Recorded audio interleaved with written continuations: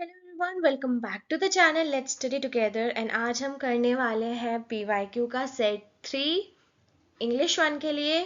और मैंने आपको ऑलरेडी 2 सेट करवा चुकी हूँ, जिसमें मैंने सेट 1 में आपको पूरा कंसेप्ट के साथ बताया था। सेट 2 में जो जो कंसेप्ट मिस हो गए थे या जो कंसेप्ट उस टाइम वो क्वेश्चंस नहीं थे जो नहीं कवर करवा पाई थी, तो वो मैंने सेट 2 में आपको कवर करवा दिया। और ये सेट 3 है, इसमें भी अगर कोई न्यू कंसेप्ट होगा तो मैं आपको करवा दूंगी। और इसमें मैं ट्राई करूंगी, ये आपका लास्ट सेट है जो मैं आपको सॉल्व करवा रही हूँ। पहले मैंने सोचा था कि मैं 4 सेट आपको सॉल्व करवाऊंगी, बट मैं चाहती हूँ कि एक सेट मैं आपको डिस्क्रिप्शन बॉक्स में उसकी लिंक दूंगी, तो प्लीज़ आप वो अपने आप सॉल्व करें ताकि आपको कॉन्फिडेंस आ जाए। अभी देखो, सेट देखने से कुछ भी नहीं होगा, जब तक खुद प्रैक्टिस नहीं लगाओगे ना, एग्जाम की अच्छे से प्रैक्टिस हो ही नहीं पाएगी।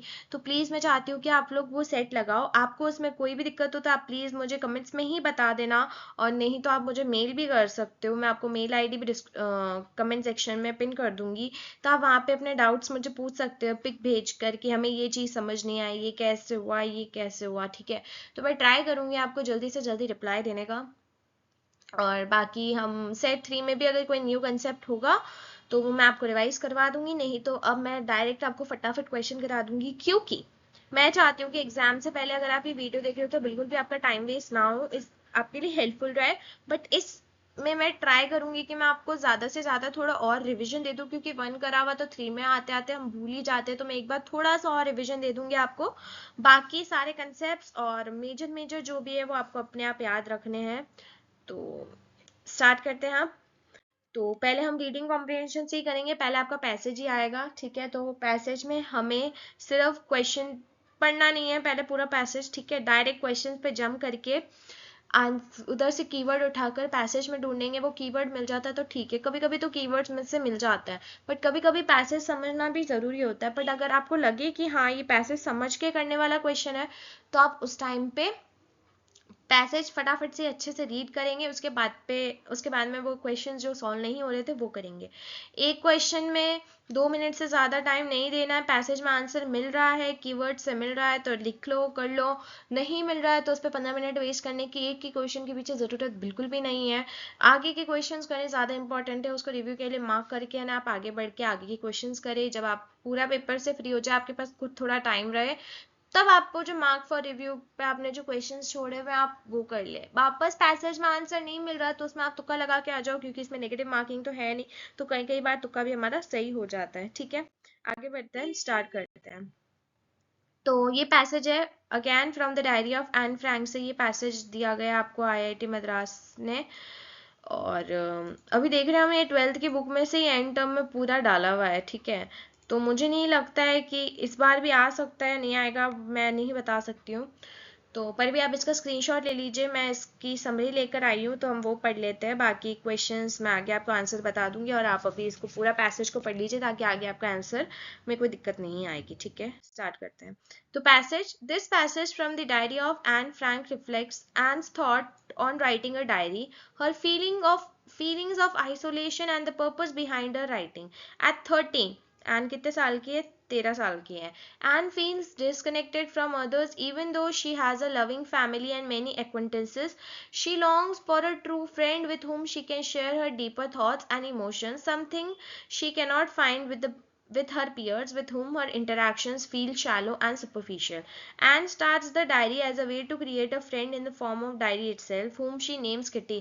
डायरी का नाम क्या है, किटी है। तो ये सारी ऐसे कीवर्ड होते हैं कि डायरी का क्या नाम होगा। अब आगे क्वेश्चन आ गया तो ठीक है, कि एन कितने साल की, 13 साल की। आगे ऐसे क्वेश्चन बन सकते हैं, अगर उसको सिंपल सिंपल देना होगा तब तो वो ऐसे क्वेश्चन डालेगा, नहीं तो फिर वो बीच में आपको और भी घुमाता रहेगा कि इसके सिनोनिम बताओ, इसका वर्ड का मतलब बताओ। तो उसमें आप थोड़ा प्रॉब्लम होता है, मुझे पता है, ठीक है। बट वो प्रॉब्लम को कैसे दूर करना है तो मैंने आपको बता दिया। 3 ऑप्शंस को एलिमिनेट करो, एक जो सबसे अलग लग रहा है वो रखो, नहीं तो सारे ही अलग है तो एक एक को पैसेज में जहाँ पे भी वो वर्ड है उस पैसेज में 4 ऑप्शन चारों रख के देखो कौन सा बेस्ट आपको अच्छा लग रहा है, फिर वो करके आ जाओ। She acknowledges that the people around her wouldn't understand her personal reflections, so she chose to confide in the diary instead. She also reflects on her life story briefly, nothing her father's late marriage, the birth of her sister Margaret, and their move on from Frankfurt to Netherlands in 1933 due to political circumstances. Through this, Anne sets the stage for her diary entries, offering a glimpse into her thoughts and the emotional isolation she experiences. Despite being surrounded by family and friends, in essence, this passage illustrates and desires for a deep personal connection and the way she uses writing as a means of self expression and emotional release. ठीक है, तो N की कोई friend नहीं थी, वो बेचारी अपने फ्रेंड ढूंढने में ही लगी रहती थी, तो उसको फ्रेंड नहीं मिली, तब तक वो डायरी रखती थी। उस डायरी का नाम किटी था। एंड 13 ईयर्स की थी, उसके पापा फ्रैंकफर्ट से नीदरलैंड शिफ्ट हो गए 1933 में।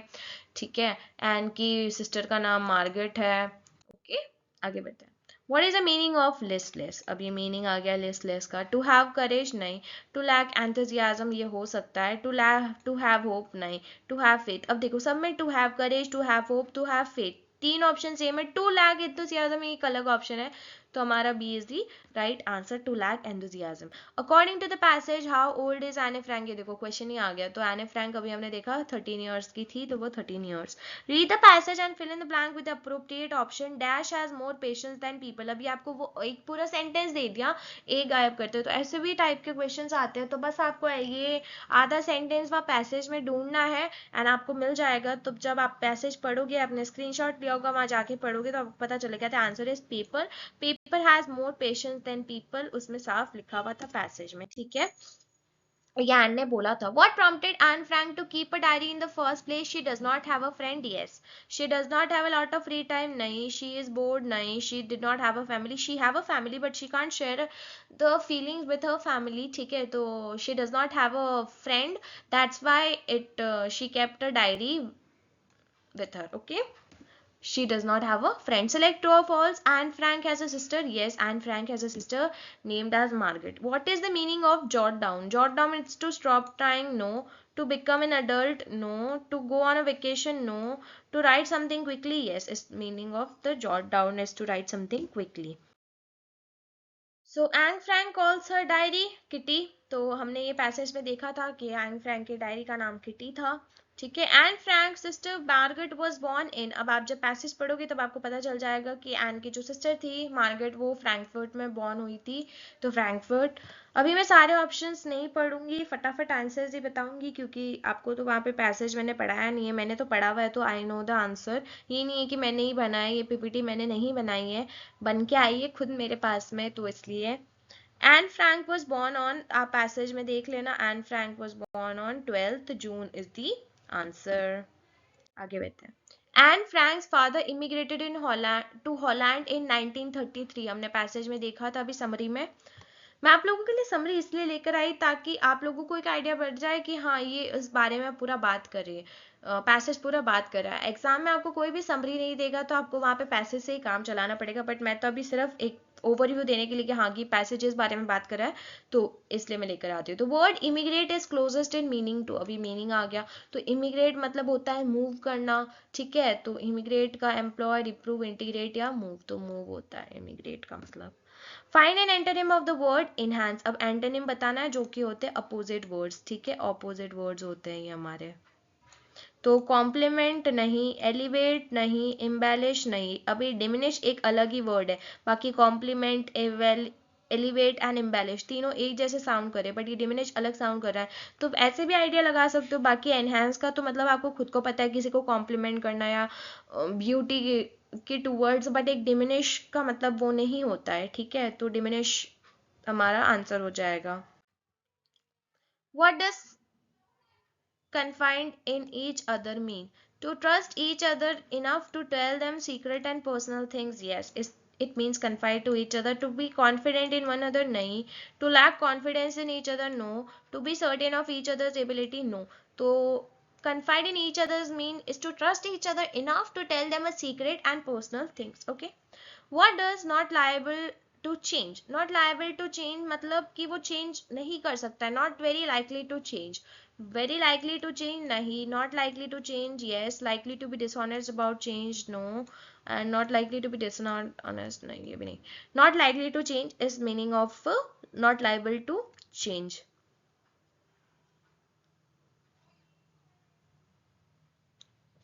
Get something off your chest is an idiom. It means to annoy someone very much, to make someone believe something, to finish something so that the speaker can move on the data, to tell someone then something that has been worrying the speaker for a long time. Get something off your chest is to tell someone about something that has been worrying the speaker for a long time. हाँ यही होगा passage, मतलब ये word पढ़ते ही समझ आ गया कि हाँ किसी को बताना, मतलब अपने मन से बोझा हल्का करने के बाद जो हम बोलते ना हिंदी में, तो वो मन से बोझा हल्का करने वाला इंग्लिश में यही होगा, to tell someone about something that has been worrying the speaker for a long time.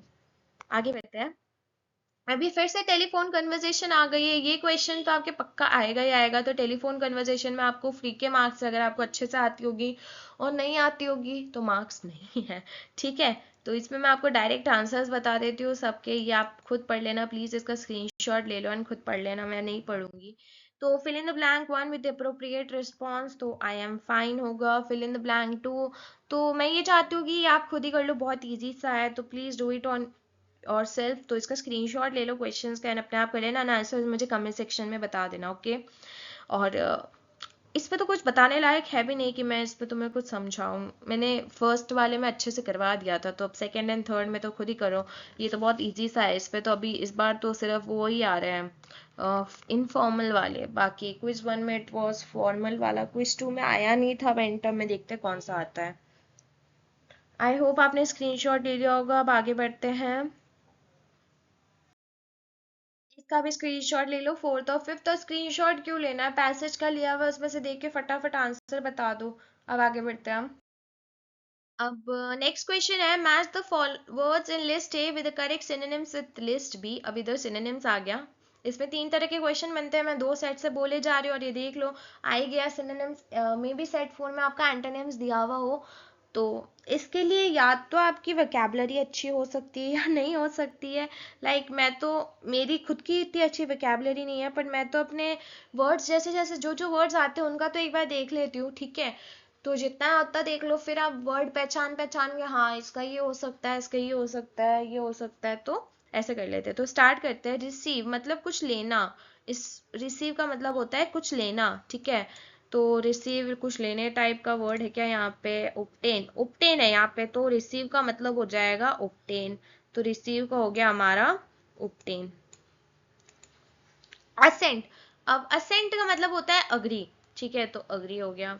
Ascend, ascend का मतलब होता है कि आगे बढ़ना, ठीक है। अब आगे बढ़ने वाला वर्ड तो इसमें है नहीं, बट क्लाइंब दिया हुआ है, क्लाइंब में भी हम आगे ही बढ़ते हैं, ऊपर चढ़ते हैं, तो असेंड में भी हम ऊपर चढ़ते हैं, लाइक असेंडिंग ऑर्डर, छोटे से बड़ा, मतलब ऊपर चढ़ते जाते हैं, तो क्लाइंब भी होता है, तो असेंड का मतलब हो गया हमारे क्लाइम, ठीक है। रिसेंट का मेरे को वर्ड का अभी आ नहीं रहा है, तो मैं रीअप्रूव का देख लेती हूँ। रीअप्रूव का मतलब होता है वापस से, मतलब क्रिटिसाइज करना, तो क्रिटिसाइज। अब एक ही वर्ड बचा है, ठीक है, तो रिसेंट का ये हो जाएगा। आगे देख लेते हैं। अब आंसर, रिसीव का हो गया ऑब्टेन, ठीक है, असेंट का हो गया अग्री, वेरी नाइस, असेंट का हो गया क्लाइम, ठीक है, सही बताया मैंने आपको, ठीक है। So read the following passage given below and fill in the blanks with the appropriate option. Forms of adjectives in the given sub questions। अब इसमें forms of adjective कौन सी form आएगी, slight, slightest, slightest, young, younger, youngest, जैसे वो forms होती है ना, 1 degree 2 degree 3 degree, वैसी forms हमें fill करनी है। तो अब इसमें adjective type वाला question आ गया, नहीं इसी सेम सेट में हमारे पास verb वाला भी question है कि करेक्ट verbs आप fill करो, ताकि जो टेंस की कंसिस्टेंसी है वो मेंटेन रहे थ्रू आउट, और वो भी क्वेश्चन आगे हम करेंगे। तो पहले ये कर लेते हैं। इसमें मैं आपको दो ऑप्शन कराऊंगी, बहुत सा इजी सा क्वेश्चन है, तो बाकी के जो थ्री ऑप्शन है, 3 4 5, ये आप अपने आप करेंगे। आंसर्स आप मुझे कमेंट्स में बताएंगे, और आंसर आपको पीपीटी में भी मिल जाएंगे, तो अगर आपको पीपीटी भी चाहिए तो आप मुझे कमेंट्स में बता देना, मैं पीपीटी की डिस्क्रिप्शन में पिन करवा दूंगी, okay. Let's start. Read the passage given below and fill in the okay, I have read the question. Rush hour crowds jostle for position on the underground train platform. A dash girl looking, अब a dash, slight, slightly, slighter, slightest, अब a slight girl looking, हाँ a slight girl looking, slight ही होना चाहिए, a slightly girl नहीं, a slight girl looking dash then her 17 years, looking younger then her 30, 17 years, you looking youngest then, और नहीं, looking younger ही, अच्छे से मुंह से younger ही निकला, तो इसमें ये दो ऑप्शंस होंगे। Then was nervous yet excited as she felt the vibrations of the dash train. It was her first day at the Dash Royal Academy of Music in London and daunting enough for teenager fresh from a Scottish farm, but this aspiring music faced a dash challenge than most. She was profoundly deaf. अच्छा वो deaf थी. Okay. Approaching यहाँ पे आएगा हमारे पास approaching, और fourth में option में आएगा हमारे पास में प्रेस्टिजियस, एंड फिफ्थ में आएगा बिगर. डन. आगे. Choose the right word with AI sound from the following. तो अब इसमें विदाउट AI साउंड हमें बताना है, विदाउट एन AI साउंड, जिसमें AI साउंड ना हो. जब मैं राइट बोलती हूँ, आइट आइट, तब इसमें AI साउंड आ रहा है, तो ये तो है. राइट में भी राइट आइट आइट, इसमें भी AI साउंड आ रहा है. किट इट इट इट, इसमें सिर्फ आई साउंड आ रहा है मेरे को, तो kit is the right answer according to the question. But अगर वो पूछता विथ AI साउंड तो होता हमारा both right and right. Next question. Pick the odd one out on the basis of similarity of vowel sounds. अब आपको इनको फिर से आपको बोल के चेक करना पड़ेगा. वोवल साउंड्स पे भी क्वेश्चन आएंगे आपके बहुत सारे, तो प्लीज उनको भी अच्छे से कर लेना. अभी तक नहीं आता, बोल बोल के चेक करना पड़ेगा. अगर आप सोचो कि सुनने में हमें समझ आ रहा है, बिल्कुल भी नहीं आएगा जब तक आप बोलोगे नहीं तब तक. प्रिक इक इक, इसमें भी आई साउंड आ रहा है, इसमें आई साउंड आ रहा है. फ्लिक फ्लिक फ्लिक, इसमें भी आई साउंड आ रहा है. पाइन आइन, इसमें ये आई साउंड आ रहा है. मतलब बोला है कि pick the odd one out on the basis of similarity of vowel sounds. तो अभी तो ये है, तो पिट भी देख लेते हैं. पिट, इसमें भी आई साउंड ही आ रहा है, तो पाइन हमारा राइट आंसर होगा, कि जिसमें एक ए आई साउंड आ रहा है, बाकी सब में आई आई साउंड आ रहा है, तो pine is the right answer. आगे बढ़ते हैं. Identify the nouns in the following sentence. Okay, अब इसमें नाउन बताना है. तो मैंने आपको पहले ही कहा था पार्ट्स ऑफ स्पीच में से 2 या 3 क्वेश्चन तो आएगा, और 2 या 3 नहीं तो एक क्वेश्चन तो आएगा ही. तो पार्ट्स ऑफ स्पीच बहुत ईजी होती है. मैंने आपको दोनों में रिवाइज कराई थी, अभी मैं रिवाइज करा देती हूँ. वो स्लाइड्स में तो मैंने हटा दी है, पर मैं बोल बोल के आपको बता देती हूँ. ठीक है. तो नाउन हमारा क्या होता है? नेमिंग वर्ड होता है. Name of a place, animal, thing, idea. तो ये हो गया हमारा naming word. Noun is a naming word. ठीक है, नेमिंग वर्ड. वर्ब होता है हमारा डिस्क्राइबिंग वर्ड, जो एक्शन को डिस्क्राइब कर रहा हो. ठीक है, उसका स्टेट क्या है वो डिस्क्राइब कर रहा हो, तो वर्ड्स होते हैं हमारे डिस्क्राइबिंग वर्ब. वो होता है वर्ब, डिस्क्राइबिंग वर्ड्स. ठीक है. ठीक है. Noun, verb, then pronoun. Pronoun it's a word that is used in place of a noun. ठीक है. तो प्लेस ऑफ अ नाउन की जगह हम प्रोनाउन को यूज़ करते हैं. इस पे सब्जेक्ट ऑब्जेक्ट, और कभी कभी हम अदर भी देख लेते हैं, तो वहाँ पे हम नाउन पुट कर लेते हैं. नाउन की जगह प्रोनाउन पुट कर देते हैं. अब नाम को बार बार रिपीट करने से अच्छा है कि उसकी जगह ही शी दे वो हम पुट कर दे. ठीक है. प्रोनाउन हो गया. Adjectives are the word that describe a noun और a pronoun.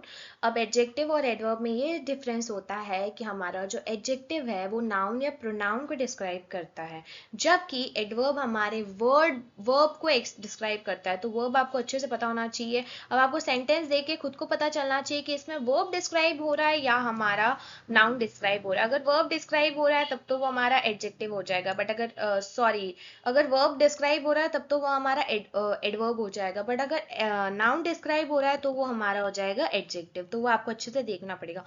prepositions are the words which show relationship between time, place and position. वो time का या position का या place का कोई अच्छे से relationship बता देते कि on, at, ये ऐसे वर्ड्स होते हैं. अपॉन, अंडर, ऐसे वाले वर्ड्स प्रीपोजिशन होते हैं. कंजंक्शंस हमारे जॉइनर्स होते हैं, जो दो फ्रेजेस या क्लॉजेस या वर्ड्स को ज्वाइन करवाते हैं, दो सेंटेंसेस को भी ज्वाइन करवाते हैं, तो वो होते हैं हमारे कंजंक्शंस. हमारे आर्टिकल्स होते हैं ए एंड द. ए हम कॉन्सोनेंट साउंड्स के सामने लगाते हैं, द हम किसी भी स्पेसिफिक चीज को बता रहे हैं उसके सामने लगाते हैं, और एन हम लगाते हैं वोवल साउंड्स में. बट ए और एन आपको अच्छे से बोल बोल के सारा जहाँ पे भी डैश दिया हुआ है उसके नेक्स्ट सेंटेंस को बोल के चेक करना है कि उसमें पहले वोवल साउंड आ रही है या पहले कॉन्सोनेंट साउंड आ रही है. तो उस हिसाब से आप अपना आर्टिकल अच्छे से पुट करेंगे. ठीक है. आर्टिकल्स के भी क्वेश्चन आते हैं. Okay okay. Identify the noun. अब इसमें हमें नाउन बताना है. तो Riya, it is a name of a girl. तो रिया हमारा एक तो नाउन ये हो गई, रिया. ठीक है. तो Riya it's are noun. Done. Gateway of India भी नाउन है, और मुंबई भी नाउन है. दोनों नेम ऑफ अ प्लेस, और ये तो खुद ही एक प्लेस है. मुंबई तो खुद ही एक प्लेस है ना. तो ये हमारे 3 नाउन इसमें हो गए. अब ऑप्शन में रिया पढ़ के हमने रिया कर दिया, और मुंबई बोला कि इसमें तो मुंबई का है नहीं, रिया एंड मुंबई तो नेम ऑफ आइडेंटिफायर, बट इसमें तीनों ऑप्शन है, Riya, gateway of India and Mumbai, तो यही हमारा राइट आंसर होगा, क्योंकि Riya it's a name of a person, gateway of India is a name of a place and Mumbai it's itself a place. तो ये इन्हें हमें बताना पड़ेगा, तीनों नाउन है, और इन तीनों को अभी ये भी नहीं आ रहा है तो तीनों देख लो, कैपिटल लेटर्स में लिखे हुए हैं, तो कैपिटल लेटर्स में तीनों लिखे हुए हैं, मतलब तीनों के तीनों ही नाउन होंगे हमारे, राइट। तो हमारा आंसर होगा C, that is both Riya, Riya, gateway of India and Mumbai, three nouns in this sentence. Next question. Select the option that will improve the underlined part of the given sentence. One should try to make the most. अब इसमें हमें बताना है कि इसमें क्या है, make the most optimum use of resources. So यहाँ पे most नहीं लगेगा बिल्कुल भी, हमने ये common adjective mistakes में देखा था week 10 में कि किसी में very well वेल ही आएगा, ठीक है। मच नहीं लगाएंगे, हम बहुत ज़्यादा बार बोल देते I like it very much, but I like it, बस I like it very much, very much, very लगाने की बिल्कुल भी ज़रूरत नहीं है, तो यहाँ पे मोस्ट लगाने की ज़रूरत बिल्कुल भी नहीं है, ठीक है। तो ऑप्शंस देख लेते हैं। Make the optimum use of resources, make the more optimum use of resources, make the most optimum use of, no improvement required, the first answer is correct, make the optimum use of resources। अब बहुत बहुत बोल देंगे कि most है, तो यहाँ पे made the most optimum use of resources करके आ जाएंगे, अगर उन्होंने week 10 नहीं पढ़ा होगा तो यहाँ पे वो ऑप्शन गलत हो जाएगा, the answer is make the optimum use of resources। कभी भी हम most, very, well ये सब आगे नहीं लगाते हैं, ठीक है, okay. Fill in the blanks with the appropriate option. Don't trust me always dash on his words। अब ये phrases वाला है, phrases ये वाला क्वेश्चन रिपीट हो गया, तो आप देखो ये दिसंबर का पेपर है, जब मैंने आपको सितंबर का वाला पेपर कराया था तो वो क्वेश्चंस रिपीट भी होते हैं, इसलिए मैं PYQ सॉल्व करवा रही हूँ कि इनमें से अगर एक भी क्वेश्चन आ जाए तो आप मतलब ये वाले क्वेश्चन तो कम से कम रॉन्ग नहीं करोगे, ठीक है। तो answer is goes back on his word, यहाँ पे मैं फ्रेज करना था। अभी भी अगर आपने इडियम्स ये लर्न नहीं किए हैं प्लीज उन्हें पढ़ लो, 3 दिन है अच्छे से। इसमें मॉडल फिल करना है, choose the correct option, it is a legal rule and you dash obey it strictly. You could, you should and you must. अब कुड तो काट ही दो, अब शुड और मस्ट में, अब शुड और मस्ट में बहुत, यू शुड ओबे इट स्ट्रिक्टली तो शुड लगा देंगे, पर शुड यहाँ पे गलत हो जाएगा, यू मस्ट ओबे it strictly is the right answer. अभी क्यों हुआ, ठीक है, ये मैं आपको नहीं बताऊंगी क्योंकि this is not the time कि अभी भी मैं आपको बता रही हूँ। आपको रूल्स अगर आपने पढ़े हुए होते मॉडल्स के कि कब कौन सा मॉडल कहाँ पे यूज होगा, तब आप डायरेक्टली आपको ये आंसर आ गया होगा, बट अगर आपने मॉडल्स नहीं पढ़े हुए तभी आपको ये आंसर नहीं आया, अभी भी टाइम है। Please go on the lecture, week 3 के लेक्चर में प्रोफेसर की स्लाइड, मैं ये नहीं बोली लेक्चर ही देखो, प्रोफेसर की स्लाइड्स पे जाओ, वहाँ पे मॉडल्स के उन्होंने सारे यूजेस लिखे हुए हैं, तो वो यूजेस पढ़ो अच्छे से and then come back to this video, okay. आगे बढ़ते हैं हम। How many syllables are there in the world ultimate. अब ये सिलेबल्स वाले क्वेश्चंस भी बहुत आएंगे, किसमें एस्पिरेटेड स्टॉप है, कहाँ है, वो वाले क्वेश्चंस भी आएंगे, तो be ready for them also. How many syllables are there in the world ultimate. तो अल्टीमेट जब मैं बोलती हूँ तो ul, then T and then mate, इसमें 3 सिलेबल्स मेरे तो आ रहे हैं, तो let's check 3, I'll correct it up and yes 3 is the answer. How many syllables are there in the word staples? Uh, staple, ऐसे ही होगा stapanel, and there are 2 syllables in this word, okay that. In the plural, in the plural noun boxes the plural makers sound as, in the plural maker noun boxes, अब boxes में plural sound कैसी आ रही है। अब देखो आपको मैं 2 rules बता देती हूँ जो मैंने नहीं बताए थे। तो प ट क अगर साउंड आ रहा है, ठीक है, प ट क साउंड आ रहा है आपको वर्ड में से, तो वहाँ पे आप जो प्लूरल मेकर है वो आप एस मार्क करोगे, ठीक है। बाकी अगर जो कोई भी और आ रहा है तो वहाँ पे बाकी कोई भी साउंड आ रहा है वहाँ आप जेड या इज अपने हिसाब से पुट कर देंगे, ठीक है। अगर पर्ट का साउंड आ रहा है तो आप S sound, S plural maker उसमें साउंड होता है तो आप वहाँ पे वो पुट करेंगे, बट अगर और दूसरा कोई भी साउंड आ रहा है तब आप जेड या इज, जैसा भी आपको साउंड आ रहा है वो आप वो पुट कर देना, ठीक है। तो प्लूरल बॉक्सेस इज, तो बॉक्स इज हो रहा है तो I Z is the answer. Next question, the word justify is stressed as, stress in dedicated in bold. अब जब मैं वर्ड जस्टिफाई बोल रही हूँ तब उसमें स्ट्रेस कहाँ पे एक साथ में एयर बर्स्ट हो रही है, जस्टिफाई, जस्टिफाई, तो मैं जस्ट बोल रही हूँ उसी में एयर, तो जस्ट जस्टिफाई में तो बिल्कुल भी नहीं हो रही है, कोई कोई टिफाई भी कर देंगे, फाई भी कर देंगे, पर इन दोनों में नहीं हो रही, पर जस्टिफाई इनमें हो रही है। तो JUS में हमारा स्ट्रेस लग रहा है, तो justify. Okay, next question. Identify the grammatically correct sentence from the options given. A fashionable dress is very costly. A fashion dress is very costly. A fashionable dress is very costly. तो अब यहाँ पे a fashionable आएगा, ना कि fashion आएगा. fashion dress नहीं होती है, fashion तो करने का होता है, fashionable dress होती है. तो fashionable dress is very costly. Next question, identify the grammatically correct sentence from the options. I will avail of this opportunity. I will avail myself of this opportunity. I will avail myself of this opportunity is the correct sentence, and yes, it is correct. Okay.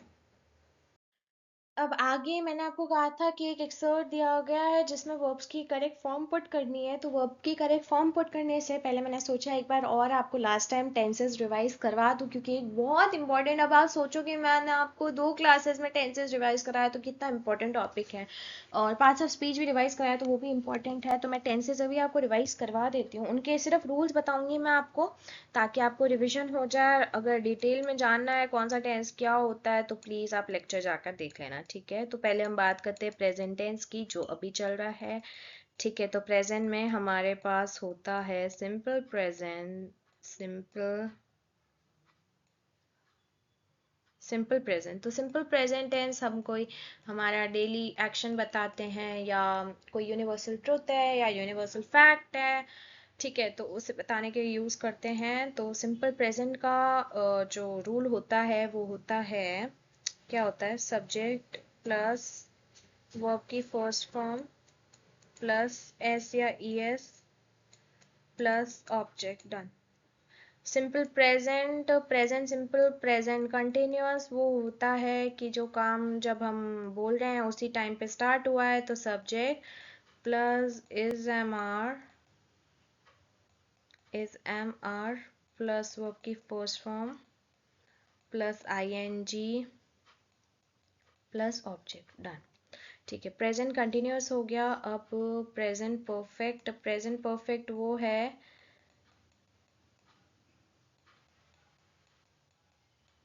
कि वो past में कुछ काम start हुआ था, मतलब मैं गई उससे पहले से वो काम स्टार्ट हुआ था, एंड जब मैं पहुंची उसी टाइम वो काम खत्म हो गया, वो होता है पास्ट प्रेजेंट परफेक्ट। और इसका फॉर्म होता है S plus S subject plus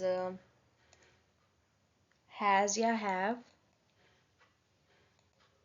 plus verb की first form plus object, then next. Present perfect continuous इन दोनों का मिक्सचर होता है।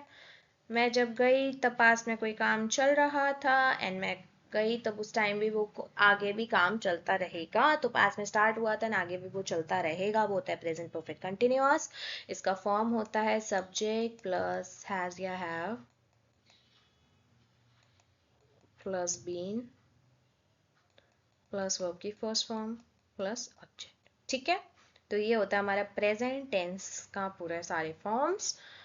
अब हम देखते हैं पास्ट सिंपल, पास्ट सिंपल का रूल, अब मैं साथ फटाफट रूल्स बता देती हूँ।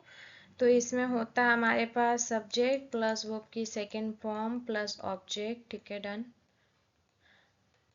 पास्ट कंटिन्यूअस होता है हमारा सब्जेक्ट प्लस वॉज या वर, वर्ब की फर्स्ट फॉर्म में होती है प्लस ऑब्जेक्ट। पास्ट परफेक्ट होता है हमारा subject plus had plus verb की second form plus object. And past perfect continuous होता है subject plus had been, sorry इधर ING भी आएगा, इधर मैं भूल गई ING लिखना। It had will come ING to it, ING will also be included in it. Past present में तो मैंने आपको बता दिया था जितना मुझे याद है, had been, she had been writing a letter, verb writing verb की first form plus ING plus object. ये मैं सारे ऐसे एग्जाम्पल से लर्न कर रखती हूँ, तो अभी मैं इसका रूल भूल गई तो मैंने वो फटाफट सेंटेंस बोला एंड अपना वो फटाफट कर लिया, ठीक है, डन। तो इसमें होता है सब्जेक्ट प्लस विल या शैल, आप जो भी पुट करना चाहो according to the sentence plus object. Future continuous होता है हमारा subject plus will be will be plus verb की first form plus object. She will be writing a letter. इसमें भी ing लगाना है. She will be writing a letter. Okay, done. Future perfect होता है subject plus will have. Okay, plus verb की first form. She will have written. Right, written verb की second form plus object. And future perfect होता है subject plus will have been. She will have been writing a letter. Have been plus verb की first form plus ing plus object. ठीक है, तो ये हमारे rules होते हैं. मैंने आपको सिर्फ रिवाइज करवाया है. बहुत गंदी हैंड राइटिंग है आई नो, बट मुझे वो पता नहीं है कौन सा वो ऑर्डर करना होता है जिससे आप पेन आता है साथ में वो टैब भी कुछ होता है कनेक्ट करते हैं. तो आपको पता हो तो प्लीज़ मुझे कमेंट्स में बता देना, मैं ऑर्डर कर दूंगी तो आप लोगों के लिए ईजी हो जाएगा. अब आगे बढ़ते हैं. So question is, read the excerpt given below and fill in the blanks with those forms of the verb which best fit the passage from the given options provided. Your chosen answer should maintain the tense consistency of the excerpt. Okay, let's study.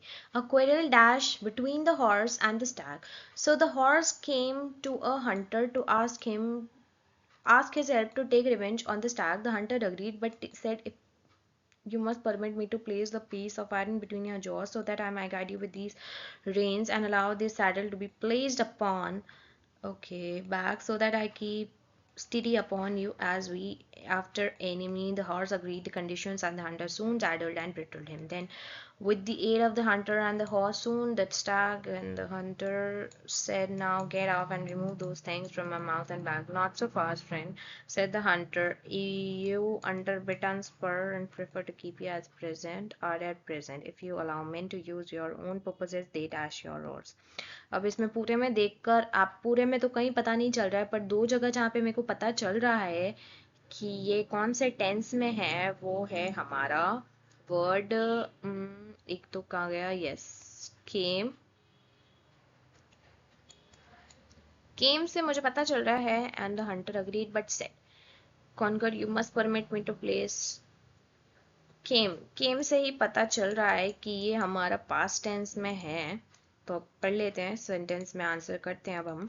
Okay, a quarrel dash between the horse and the Stag. A quarrel arise, will arise, had been arising, had arisen. A quarrel had arisen between the horse and the had arisen आएगा यहाँ पे. यहाँ पे आएगा हमारा past perfect tense.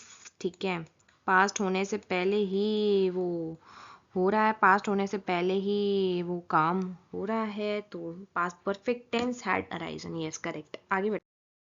Next question 2 में क्या fill करेंगे देखते हैं. You must permit me to place this iron between so that I may guide you with these reins and allow the saddle placed back so that I may get steady as we dash after the enemy.